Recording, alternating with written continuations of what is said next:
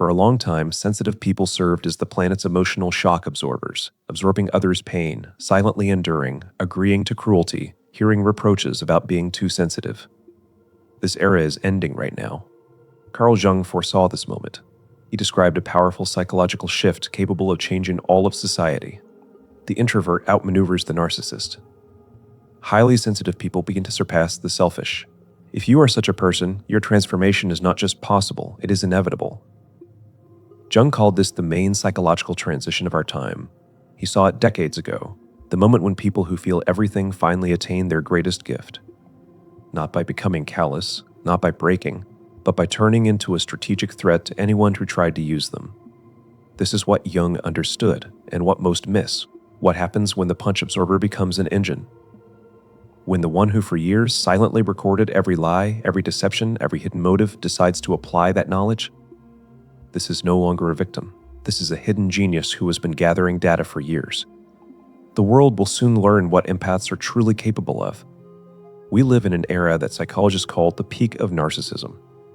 A time when egocentrism is rewarded, when manipulation is passed off as strategy, when emotional exploitation becomes the norm of business. Empaths existed in this world as system opponents. They were constantly devalued, ridiculed, and taught that their sensitivity was a weakness. But they didn't just suffer, they studied. Every time someone lied, they remembered the pattern. Every act as manipulation became a lesson. Every time they were used for someone else's purposes, added a detail to the portrait of the abuser. Narcissists celebrated momentary victories. Empaths created an entire database of human tricks. They underwent rigorous psychological training, and soon they will demand respect. Jung discovered an important law of development. When a phenomenon reaches an extreme, it turns into its opposite. Darkness becomes light, weakness becomes strength, silence becomes power. He saw this pattern everywhere, in history, in people's fates, in whole cultures. The age of narcissism has peaked. It is running out of steam. The system is rotting under the weight of its own self-admiration. And those very traits that narcissists exploited in empaths will soon become humanity's most valuable resource. Imagine an empath. One who instantly reads a room, who notices a lie before the sentence is finished, who picks up emotional fluctuations invisible to others, who understands people's motives at a level most cannot reach, who senses hidden tension everyone else ignores, who sees micro-expressions that betray true intentions. This is not weakness. This is extreme psychological awareness.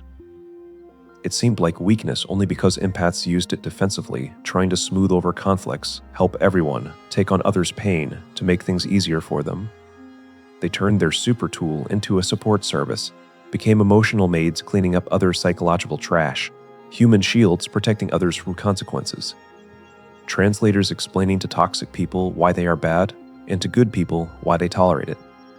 And it was all in vain. They underestimated the rarest skill set in psychology, but the world is changing. Jung accurately predicted this moment. He described the process when a person does not break but transcends their former nature. It is called enantiodromia. The principle is simple. When pressure becomes unbearable, the psyche does not shatter, it flips, turns into its opposite. The soft become hard, trustworthiness becomes selectivity, openness becomes boundaries. The empath who was convenient for years becomes authentic. The one who absorbed others' emotions learns coldness. The silent peacemaker becomes someone who shatters illusions with truth. The person who curled up as an armchair for others now stands in their power so firmly that they cannot be moved. This is not collapse. This is the birth of a whole personality. Here is the most interesting part.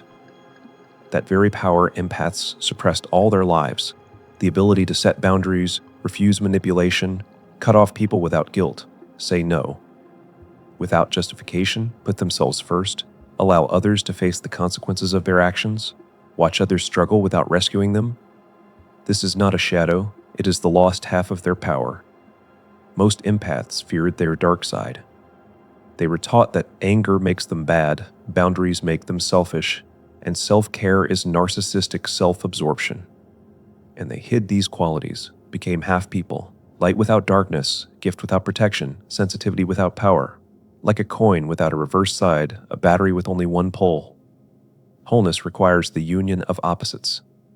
Jung's entire career was dedicated to helping people understand integration, wholeness, the union of opposites. This is the main work of a human being. The empath's return is not revenge against the narcissist. It is the attainment of wholeness, adding the missing half. Anger is not evil. It is protection and strength, that part of you that knows when to fight instead of retreat, when to speak instead of remain silent, when to cut ties instead of enduring, when to put yourself above sacrifice. And here's what makes this devastating for manipulators. An empath with an integrated shadow becomes invulnerable. They retain all their superpowers. They still see through lies, read people in seconds, understand emotional dynamics better than anyone, sense the energy of a space, but now they are also impenetrable. They have completed their training. Jung believed every psychological pattern has its purpose. Your pain created your skills. Your sensitivity is intelligence. What you thought were flaws were actually developing functions you simply didn't know how to use properly. Your empathy is not nature's mistake. It is an advantage many lack, the ability to feel what others feel, to notice what others miss, to understand what others ignore. It is not a curse. It is a tool. You have been working in an outdated version, trying to be convenient in a world that rewards cruelty, trying to help everyone in a system built on self-preservation, absorbing pain in an era that continuously produces it. But now you are updating your program, adding the missing code, integrating the darkness, building boundaries, learning to apply your gifts strategically, not defensively. When this process completes, you will become what the world urgently needs. Someone who sees clearly and acts powerfully, reads people accurately and chooses consciously, feels deeply and protects fiercely, loves sincerely and leaves without regrets. The time that tried to break you actually shaped you. The narcissists who used you were your trainers. The pain you absorbed tempered you. The silence you kept was training. You gathered intelligence behind enemy lines for years, studied their tactics, saw their vulnerabilities, unraveled their masks, memorized their patterns. And now you are ready to apply everything you have learned, not to destroy, but to create a life they cannot touch, a psychological fortress that cannot be cracked, a personality of such wholeness they cannot even comprehend it. This is the empath's uprising. Not becoming like their abusers, but becoming too whole to ever be a victim again. Not being obsessed with narcissists, but achieving complete independence from their games. Not trying to change the system, but rising to a level where the system is powerless. You are no longer playing on their field. You are building your own, with your rules, your boundaries, your values, your energy, and access to this world is granted only to those compatible with your frequency. The world doesn't realize it yet, but it is watching.